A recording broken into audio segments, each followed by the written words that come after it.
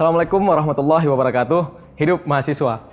Perkenalkan, nama saya Muhammad Rafi Zainal, Ketua Himpunan Mahasiswa Prodi Akidah dan Filsafat Islam Fakultas Usuluddin dan Filsafat UIN Araniri Banda Aceh. Mengucapkan selamat bergabung dan selamat datang kepada mahasiswa calon filsuf muda di Prodi Akidah dan Filsafat Islam.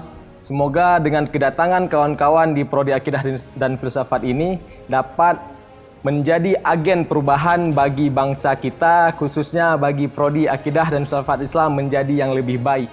Saya sangat bangga dengan kehadiran teman-teman di sini. Mari sama-sama kita bangun Prodi kita ini menjadi yang lebih baik dan menjadi alumni yang berkualitas ke depannya.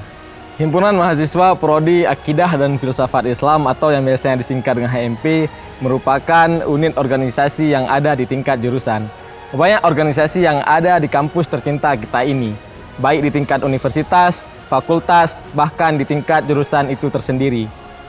Banyak kegiatan yang telah berhasil kita laksanakan, seperti yang sudah teman-teman saksikan di tayangan sebelumnya.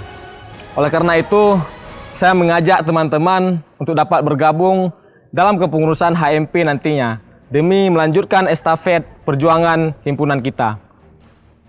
Terima kasih, salam filosofis hidup mahasiswa. Wassalamualaikum warahmatullahi wabarakatuh.